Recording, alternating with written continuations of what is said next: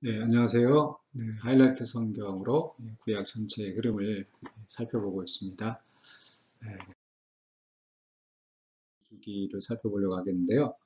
네, 그 앞에 이제 창세기부터 레위기까지 간략하게 우리 한번 또 복습을 해본다면요. 창세기는 자손과 땅에 대한 약속이었었죠.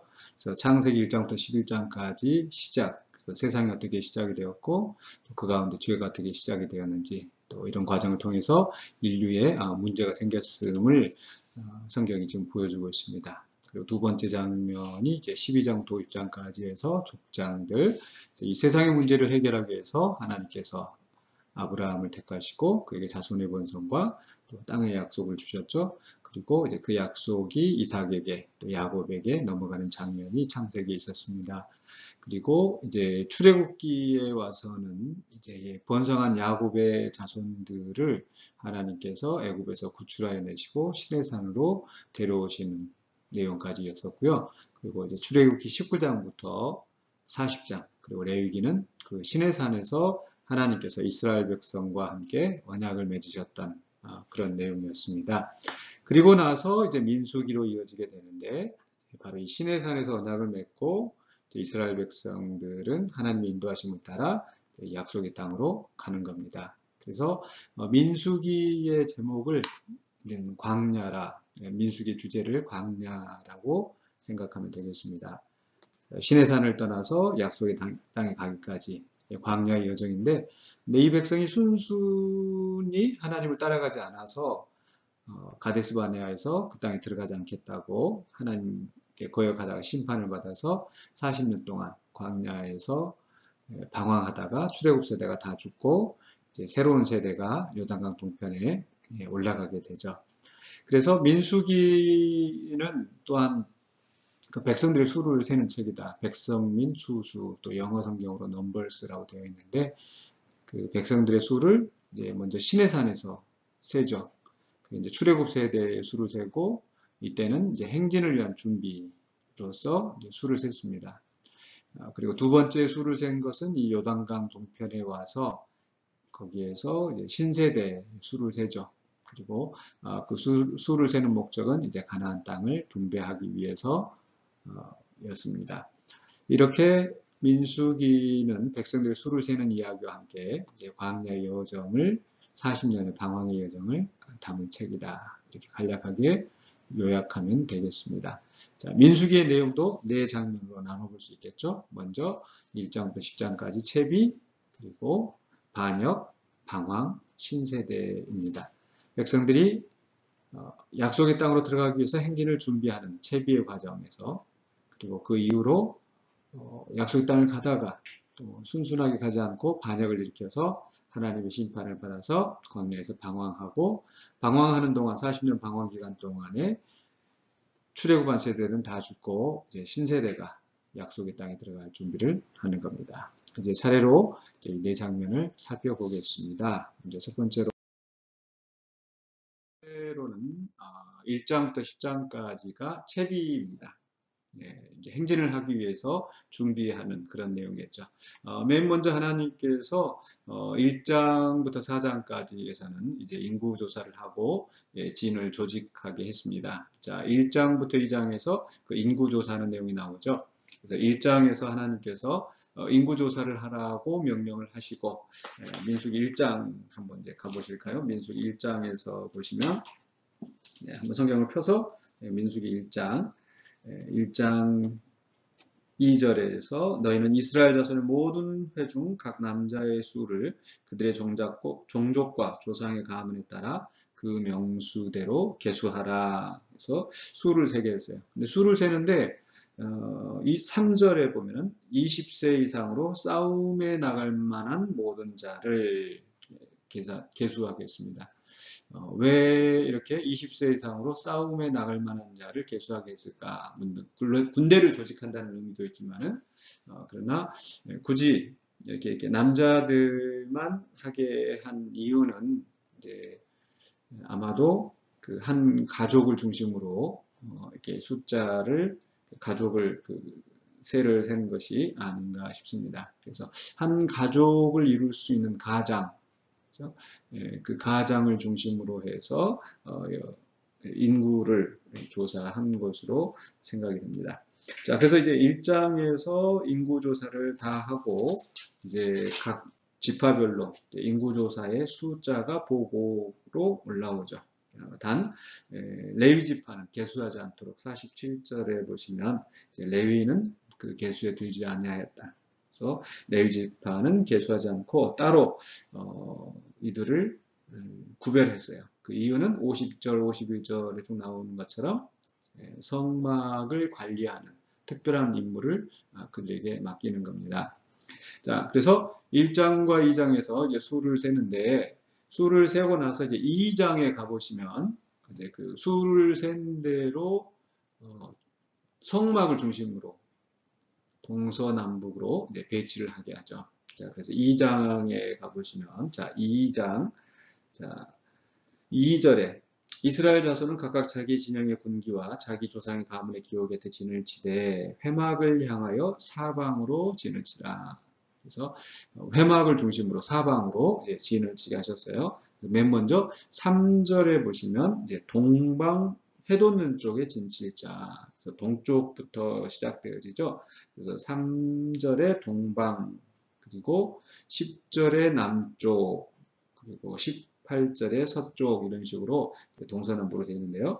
3절에 동방 해돋는 쪽에 진칠자들은 그 유다 진영의 군기에 속한 자라. 그래서 유다 지파가 대표 지파로 나오고, 그리고 그 옆에 5절에 보시면 그 옆에 이사갈 지파. 이 부분을 성경을 읽으실 때는 여러분 표시를 하시면서 아까 동방에 이렇게 네모를 하시고, 또 유다 지파 또 밑줄 두 줄 하시고, 또 그 다음에 이사갈 지파 한 줄 하시고, 또 그 옆에 7절에 스불론 지파, 이런 식으로 표시를 하시면 좀 더 읽기가 수월하실 거예요.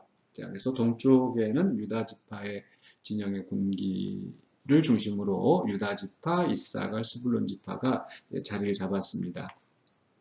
2장 10절부터는 이제 남쪽에 루벤 군대 진영의 군기, 루벤 지파가 대표 지파죠. 그리고 그 곁에 12절에 보면 시므온 지파, 또 쭉 내려가서 14절에 갓 지파가 진을 치게 했습니다. 그리고 이들은 16절에 보면 제 2대로 행진할지니라. 아까 유다 지파 진영에 속한 군기 9절에 1대로 행진하고요.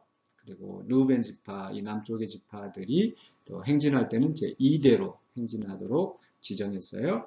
그리고 17절에서는 이제 레위인들은 이제 진영 중앙에 있다. 그렇죠? 레위인들은 바로 이 성막을 중심으로 진영 중앙에 있고, 그래서 이 성막의 봉사를 하는 직무를 따로 맡길 것이기 때문에 이들은 수를 계수하지 않았어요. 자, 그리고 나서 이제 18절부터 이 에브라임 진영의 군기가 나오죠. 그래서 18절에 에브라임 군대 진영의 군기, 그리고 20절에 그 옆에 므낫세, 또 22절에 또 베냐민 지파, 이렇게 되어 있습니다. 그리고 이들은 이제 3대로 행진할지니라.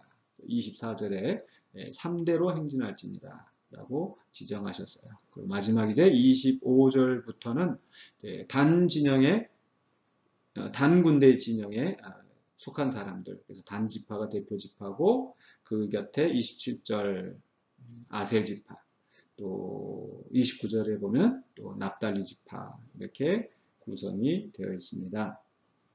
그리고 이들은 31절에 보면 후대로, 그러니까 맨 마지막에 행진하는 지파들이죠.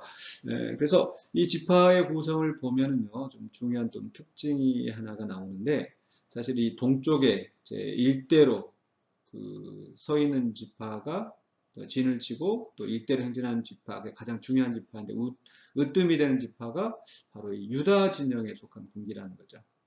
이 전체적으로 보면은 루벤, 시므온, 갓, 이들은 그 레아 계열에 속하고, 지금 루벤이 첫 번째, 시므온이 두 번째, 그다음에 레위가 와야 되는데 레위는 이제 성막 중앙에 있으니까, 그래서 그 레아의 종이 낳은 큰 아들 갓이 이제 그 자리를 대신하게 되는 겁니다. 그래서 레아가 낳은 그 지파에 해당하는 지파, 그다음에 요셉과 베냐민, 그러니까 라헬이 낳은 그 아들의 지파죠.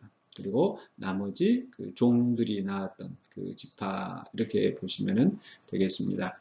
자, 그런데 그 중에서 이제 그 유다가 선두에 선다라는 거죠. 그리고 유다 진영의 군기가 일대를 행진하는데 이걸 보면은 유다 지파가 가장 중요하게 부각되어 있는 것을 알 수가 있습니다. 그 이유는 바로 루벤이 장자이지만은 루벤은 축복을 못 받았죠. 그 야곱의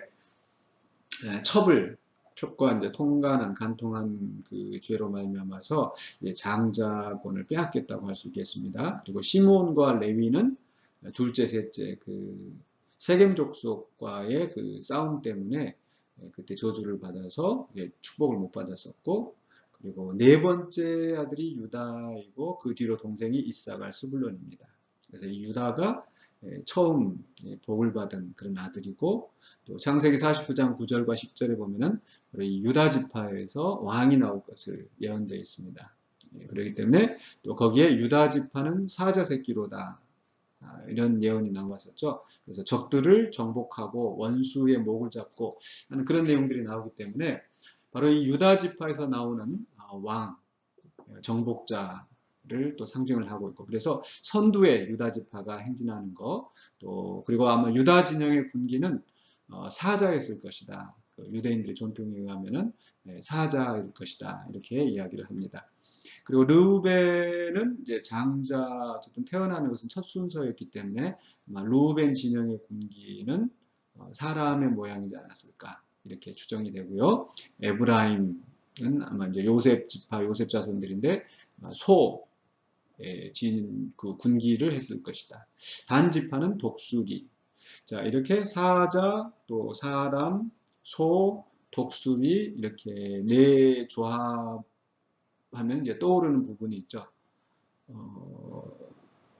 에스겔서 1장에서의 그 하나님 보좌 주변에 있는 네 생물이랄지, 또 요한계시록 5장에서 요한계시록 4장에서 요한계시록 4장에서 하나님의 보좌에 둘러있는 그 네 생물의 그 조합과 같습니다.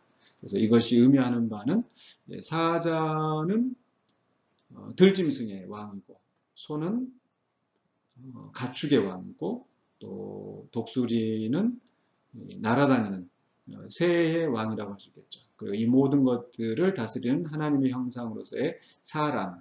그래서 하나님이 이스라엘의 왕이 되실 뿐만 아니라 온 세상의 모든 피조물의 왕이라는 그런 의미도 들어있는 것 같습니다. 자, 이렇게 어쨌든 그 1장과 2장에서는 이제 수를 세고 지파를 위치를, 장막을 칠 때 위치를 배정하게 했습니다. 자, 그리고 이제 3장에서 드디어 그 빠졌던 레위인들을 계수하고 그들에게 이제 업무를 맡깁니다. 이들의 업무라고 하면은 바로 이제 성막을 이동하는 거죠. 자, 그래서 이제 3장에서 수를 센 다음에 이제 4장에 가면은 이제 업무를 분담을 시켜요. 그래서 이제 이 성막을 옮기는 일을 하는데, 이 성막을 옮기기 위해서 맨 먼저 해야 될 일이 있습니다. 그것은 바로 이 성구, 언약궤를 비롯해서 거기에 있는 기구들을 포장을 해야 되겠죠. 근데 그 포장을 누가 하는고 하니, 자, 보십시다. 4장 4절에서 드디어 임무 분담이 나오는데, 고핫 자손이 회막 안의 지성물에 대한 할 일은 이러하니라. 진영이 전진할 때 아론과 그의 아들들이 들어가서, 그러니까 아론과 그 아들들이면 제사장들이죠. 그러니까 그 안에 있는 그 성물들은 레위인이라 할지라도 함부로 만질 수가 없고, 그래서 반드시 제사장들이 들어가서 거기 이제 휘장을 걷어서 그 포장을 하게 합니다. 그리고 이 아론과 그의 아들도 사실 이 고핫 자손의 계열에 속하죠. 그렇기 때문에 이제 아론과 그 아들들 제사장들이 가서 성물을 포장을 하면 나머지 그 고핫 자손 그 레위인들이 그것을 메고 나옵니다. 자, 그렇게 메고 나오면은, 자, 21절에서 보시면, 이제 게르손 자손에 대해서 나오면서, 이 게르손 자손이 할 일은, 이제 이미 그 기구들은 다 나온 상태죠. 그 상태에서, 25절에 보면, 성막의 휘장, 회막, 덮개, 그래서 이 포장의 그 휘장을 이제 걷어온 그런 역할을 합니다. 자, 그래서 게르손 자손이 그 휘장을 다 걷고 나면 마지막으로 29절에서 무라리 자손에 대한 직무가 나오죠. 그들은 자, 31절에 보면 장막의 널판들, 띠, 기둥, 받침 이렇게 그 기둥, 골조물들을 이제 걷어가고 또 다시 설치하는 일들을 이 무라리 자손이 하게 했어요. 자, 이런 식으로 이제 레위인들의 업무를 다 분담하기까지가 이제 4장입니다. 자, 그리고 이제 바로 이제 그들은 성막을 주변으로 아론과 그 아들들이 동쪽에 그래서 그들이 성막 이동할 때 가서 성막에 들어가서 성구를 다 포장을 하면 고앗 자손들이 메어 나오고 그다음에 게르손 자손들이 그 휘장을 걷고 장막을 걷어내면 이제 마지막 남은 기둥 또 밧줄은 무라리 자손들이 이렇게 다 이제 가져오는 또 이동하는 그런 역할을 하게 되었어요. 자, 이렇게 해서 이제 3장과 4장에서 레위인 계수 업무가 끝나고 이제 5장과 8장에서는 이제 진의 성별이라고 제목을 붙여봤습니다. 그래서 이제 5장에서 어떤 내용이 나옵니까? 5장에서 보면은 5장 1절로 4절에서 이제 부정한 것은 진 바깥으로 있게 하였죠. 또 사람이 부정하였을 때는 진 바깥에 있다가 정결해진 다음에 진으로 들어오도록. 왜냐하면은 이 성막에 하나님이 임재하시고 또 이들은 하나님의 백성으로서 진을 치고 있기 때문에 하나님이 거룩하니 또 너희도 거룩하라. 그래서 이 진영을 거룩하게 유지할 필요가 있었어요. 그래서 5장 1절로 4절에서 그런 이제 부정한 것을 진 바깥에 있게 하셨고, 그리고 나서 이제 5절 이하에서 소위 말하는 의심법이 나옵니다.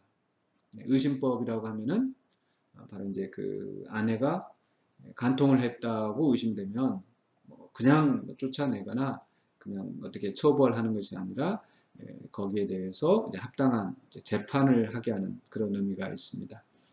그래서 그 안에 있는 그 의식들이 뭐 오늘날까지도 효과가 있겠느냐 그러지는 않겠죠.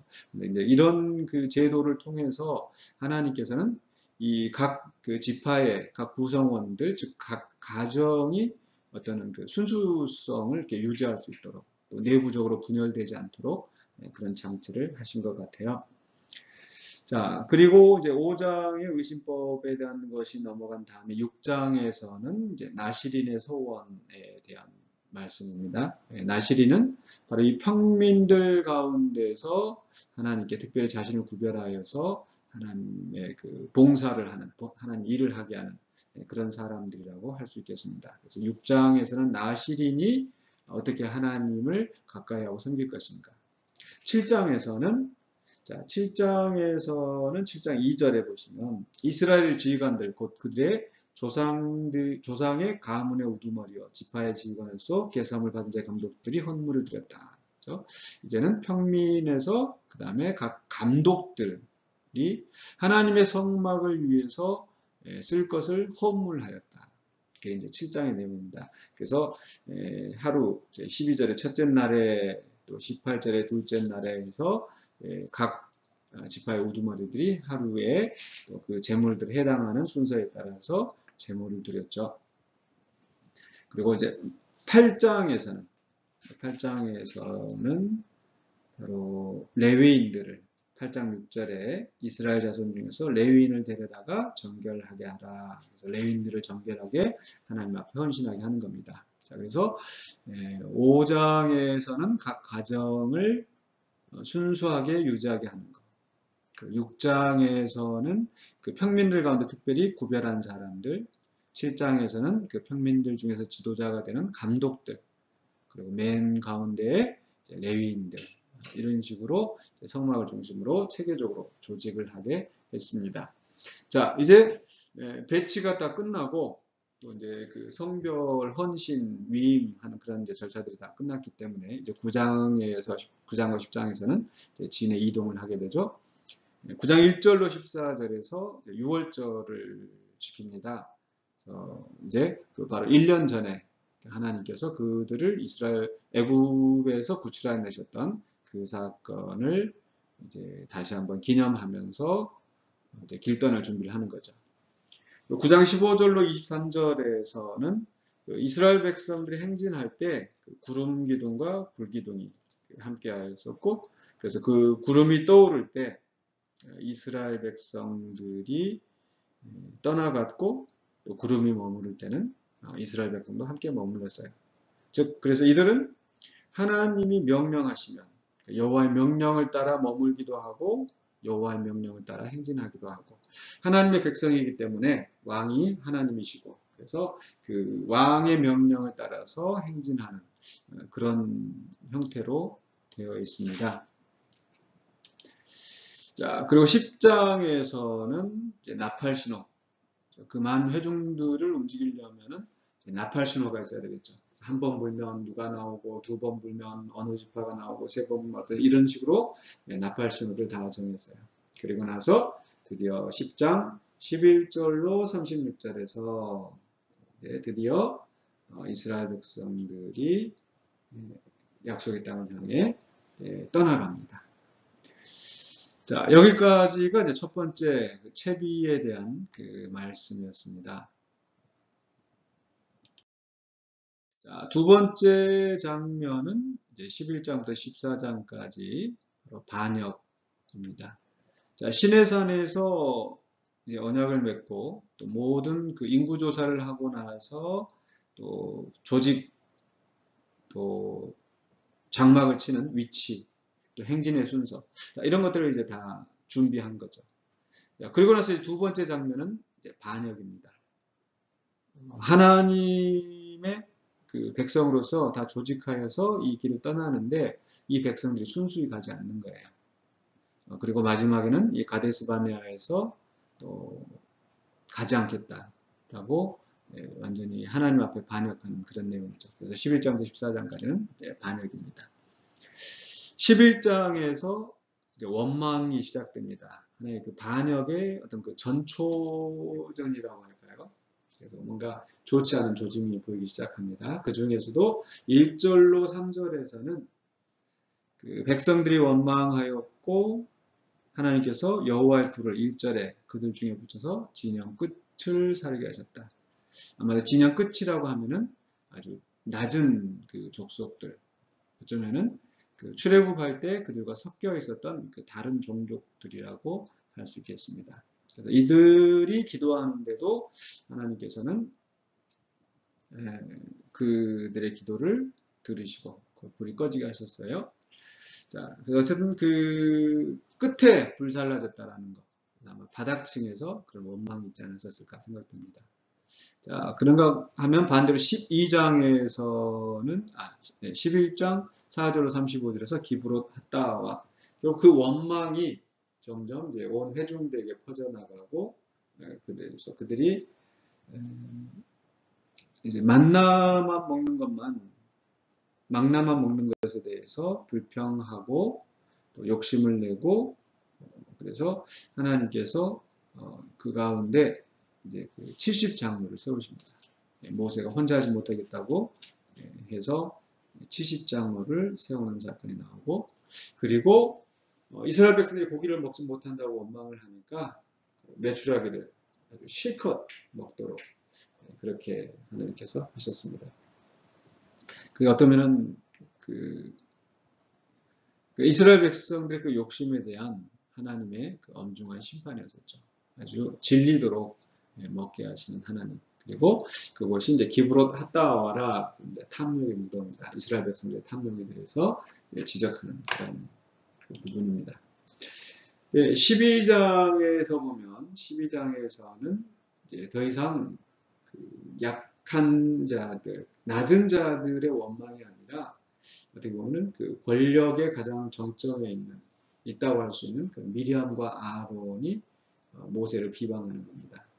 자기들도 그만한 위치에 있는데 인정해 주지 않는 것처럼, 그래서 엉뚱한 데서 이제 모세를 트집을 잡는 거죠. 그래서 이 미리암과 아론이 모세를 비방한 것은 앞에 11장과 연결시켜 보면은 가장 낮은 자로부터 또 가장 권력의 중심에 있는 자들까지 원망하고 불평했다, 이렇게 볼 수 있겠습니다. 자, 그들의 원망, 비방이 이제 정점에 달한 게 13장, 14장입니다. 이들이 가데스 바네아에서 정탐꾼을 들여보냈어요.